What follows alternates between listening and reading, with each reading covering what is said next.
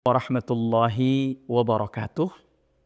Alhamdulillahi wa kafa, wassalatu wassalamu ala rasulil mustafa, nabiyyina Muhammad ibn Abdillahi dhawis sidqi wal wafa.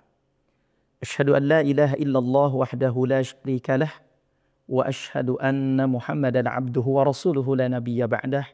Allahumma salli wa sallim wa barik ala nabiyyina Muhammad wa ala alihi wa sahbihi ajma'in, amma ba'd.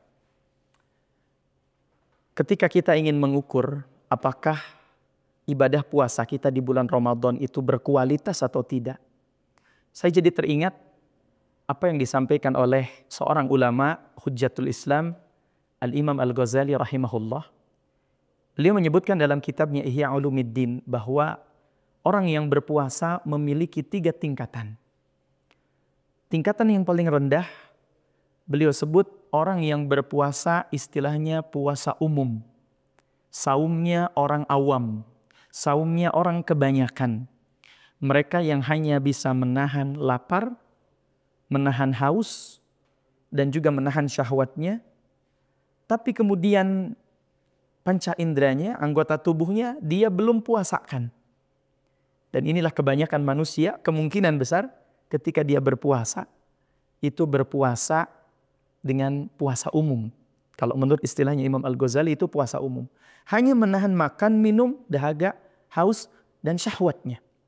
Sementara lisannya belum terjaga, matanya agak terjaga, panca inderanya agak terjaga. Dan inilah saum umum. Naik pada level berikutnya, kata beliau, adalah orang yang berpuasa dan disebut dengan puasa khusus, saum khusus.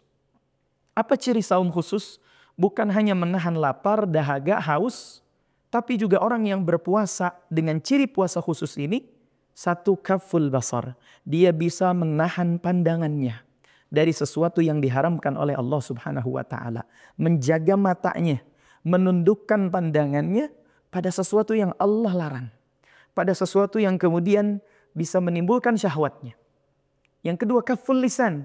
Ciri puasa khusus yang kedua, kaful lisan. Dia bisa menjaga lisannya. Dan kita tahu bahwa dalam satu riwayat Nabi SAW menyampaikan, man kana yu'minu billahi wal yaumil akhir falyakul khairan aw liyasmut. Siapa yang beriman kepada Allah dan hari akhir, maka berkatalah baik atau diam. Yang ketiga, kaful udhun. Dia bisa menjaga pendengarannya dari sesuatu yang dilarang oleh Allah. Dia tidak mendengarkan misalkan gosip, ya, keburukan orang, kepo terhadap keburukan orang. Dia bisa menjaga lisannya. Kemudian ciri puasa khusus adalah dia juga bisa menjaga seluruh anggota badannya anil atham, dari dosa. Dia jaga tangannya, dia jaga kakinya, dia jaga seluruh anggota badannya dari sesuatu yang diharamkan oleh Allah Subhanahu wa Ta'ala. Nah, ini puasa khusus namanya. Ya. Jadi ada level kedua dari puasa umum, kemudian orang naik menjadi puasa khusus. Apa puasa khusus? Yang tadi bukan hanya mempuasakan yang lainnya, tapi juga mempuasakan panca indera. Dalam hadis lain Nabi katakan, man lam yada' qawla zuri wal amala bihi, falaysa lillahi hajatun ila an yada' ta'amahu wa syarabah.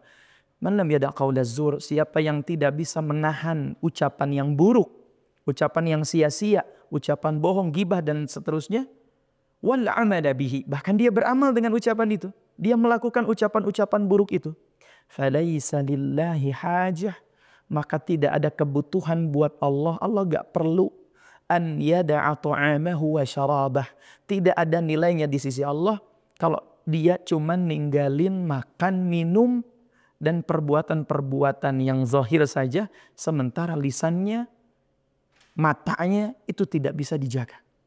Nah, ini tingkatan yang kedua. Dan tingkatan yang paling tinggi, kata Imam Al-Ghazali, ini paling susah. Namanya tingkatan puasa khususil khusus. Yang lebih khusus lagi.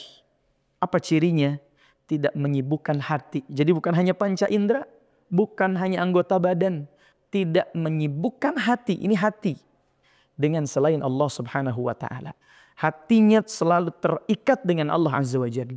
Hatinya selalu terikat dengan ibadah kepada Allah. Dan kemudian melupakan kesibukan-kesibukan dunia. Dan inilah ciri puasa khususil khusus. Mungkin ini kita agak sulit. Ya, semoga Allah Subhanahu wa taala tingkatkan nilai puasa kita. Hadanallahu wa iyyakum ajmain. Assalamualaikum warahmatullahi wabarakatuh.